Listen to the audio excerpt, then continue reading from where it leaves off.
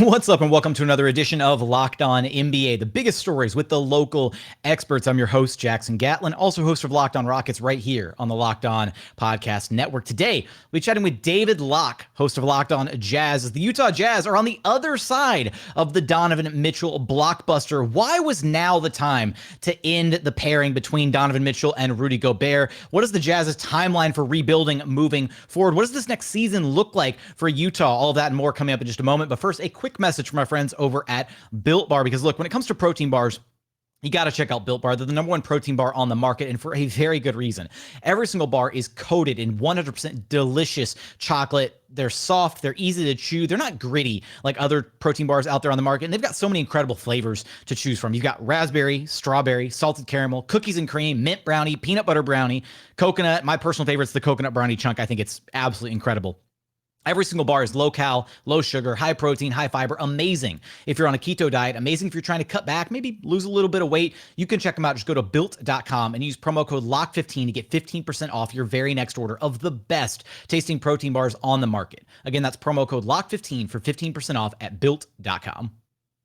Joining us now is David Locke from Locked On Jazz, who you can, of course, follow on Twitter at DLock09. Now, David, in the midst of this offseason, this is going to be a very different Utah Jazz team that we see fielding, the court this next year. Let me see if I can get this all out in one breath. The total return for now Donovan Mitchell and Rudy Gobert: 7 future first-round picks, 3 future first-round pick swaps, Malik Beasley, Patrick Beverley, Leandro Balmero, Jared Vanderbilt, Walker Kessler, Colin Sexton, Lauri Markkanen, and Ochai Agbaji. Whew, that's a mouthful right there. It's a lot of pieces for 2 of the top, probably 20 players in the NBA. There were only 2 of the top 20 players, other than Kevin Durant, that were available this season, or Kyrie Irving. I mean, I think that they obviously both turned out to not be available. So there were 2 major pieces that were going to move in this offseason, and they both came from the Jazz, and the Jazz have started a rebuild similar to what your Rockets have done and what the Thunder have done. And they have done it with lots of different pieces, and it's got some interesting length to it on the backside with the amount of 2027 and 2029 picks, with I think a real chance to have 2 more coming from the Los Angeles Lakers here, who at some point may decide that Bojan Bogdanovic and Malik Beasley, or Bojan Bogdanovic and Mike Conley, are enough to give up those 2 2027 and 2029 picks. If it involves Malik Beasley, it has to wait till early in this week before he's eligible to be traded again.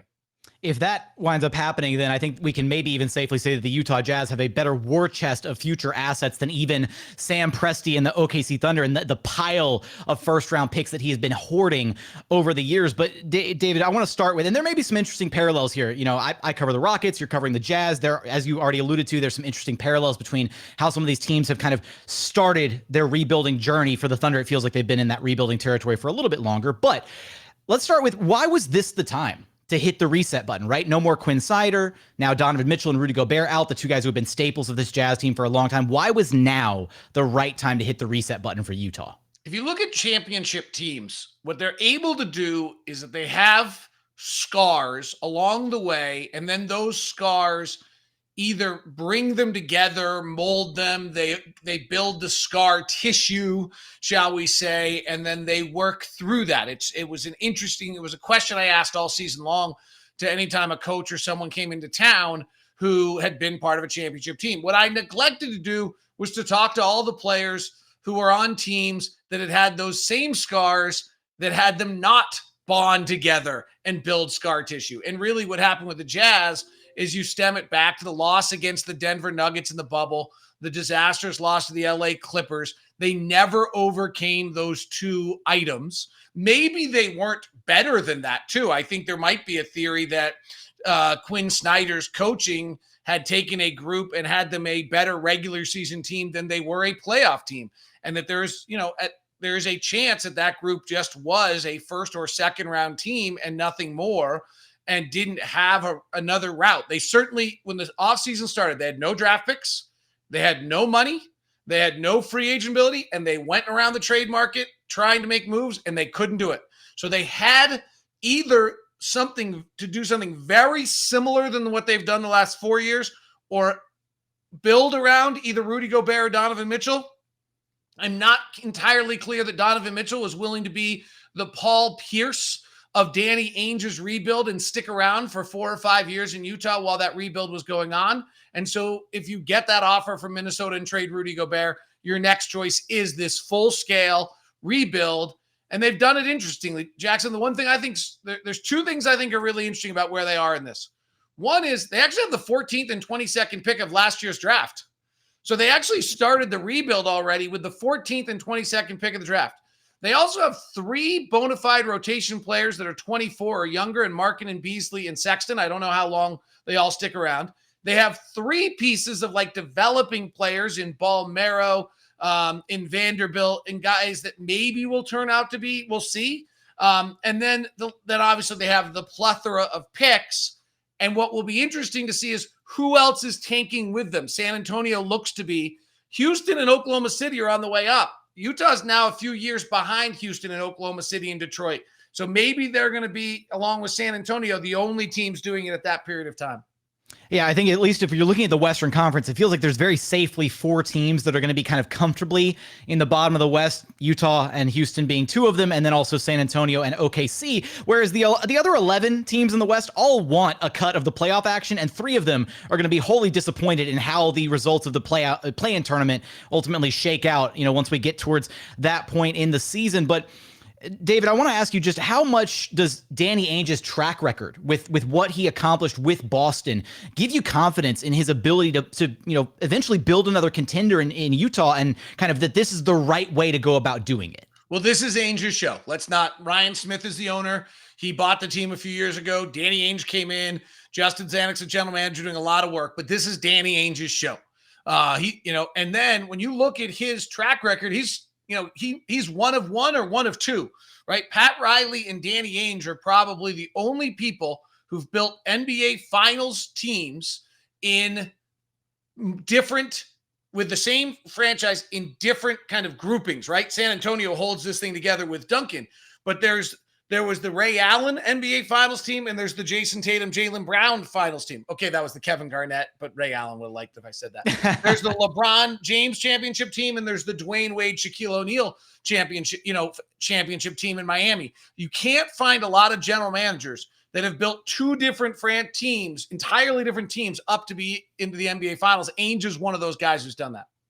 How do you kind of maybe reset your expectations or even define your expectations for the organization, for the team heading into a season like this? I think your goal, if I understand, and I haven't talked to maybe the people I need to, but I think just kind of intuitively, if you look at what the Jazz have done, they have 3 first-round picks in 2029. Minnesota, Cleveland, their own. They have 3 picks in 2027. Minnesota, Cleveland, their own. They have a pick swap in 2028. And I think they have 2 pick swaps in 2026. If you look at what I think the Jazz do here, is they start this process. They've got a few pieces already we just talked about. And now for the next 3 years or so, you're trying to acquire your top 5 talent, right? You're trying to get your Jalen Green, your Jabari Smith, your Chet Holmgren, your Josh Giddey, whatever that your Cade Cunningham. Whatever those pieces are. So 2023 draft, 2024 draft, 2025 draft, maybe the 2026 draft. But by then you would hope you're starting onto the uptick. And now as you build up to 35, 40, 45, 50 wins, now all of a sudden you go get the Cleveland and Minnesota picks of 2027. You go get the Cleveland and Minnesota picks of 2029. And hopefully at that point, you're a 45, 50 win team and you hit on one of those pieces that bounces you now up into the top groups of the Western Conference. I think that's the route that you're trying to get, and that's why those picks, Cleveland had to push theirs back because of their some rules, but that's why. And the other thing the Jazz have done that's interesting is no differently than Utah, Cleveland and Minnesota are not free agent markets. If something goes wrong in Minnesota where Anthony Edwards wants out or Karl Anthony Towns doesn't like playing with Rudy Gobert, they're not going to be able to fill that with free agency. If Cleveland has something go awry, Donovan leaves when he's a free agent and maybe Mobley asks out or Garland wants out, they're not going to be able to rebuild that. Those are not free agent markets that are going to be able to rebuild if something goes wrong and the Jazz have their draft picks virtually unprotected. Minnesota's in 2029, 1 through 5 protected. We won't get into a win season prediction or anything of that sort here in this segment, but I will say, David, that out of the last 30 years of Utah Jazz basketball, the Jazz have only had 2 sub 30 win seasons across the last 30 years. That's kind of absurd to think about. A very winning franchise when you look at it through that lens. And in those 2 subsequent 30 win seasons, one happened in 04-05, in which the Jazz subsequently had the number 3 overall pick, and they picked up none other than Darren Williams. Great player. Great time with the Utah Jazz. 13-14 was the other year that it happened. They drafted Dante Exum, number 5. And, whether or not you go back and you look at like Dante Exum's potential, what have you, at least there's some optimism maybe here that the Jazz are probably going to be in good positioning, if history repeats itself, to walk away with at least a top pick in this upcoming year's draft, which, hey, the crown jewel of the draft is one Victor Wembanyama. So I will leave you with this, David, the final question. Just your way too early preliminary prediction for if the Jazz were to walk away with the number 1 overall pick. Are you currently leaning Victor Wembanyama, or are you going to go with maybe the minority and say Scoot Henderson? I actually know absolutely nothing, but I will become my second listen after listening to myself do Locked On Jazz for your team every day will become Locked On NBA Big Board this year, as it will be for many Jazz fans, Rockets fans, Thunder fans, and Spurs fans. Locked On NBA Big Board will be our second listen. Some of the best insider draft knowledge, of course, located over at Locked On NBA Big Board. But we look forward to you becoming a Locked On NBA draft insider as well, David, as you kind of navigate this next season. And of course, you're going to have us covered for all of that over at Locked On Jazz. David, I appreciate you stopping by Locked On NBA with me. Thanks, Jackson. Great work.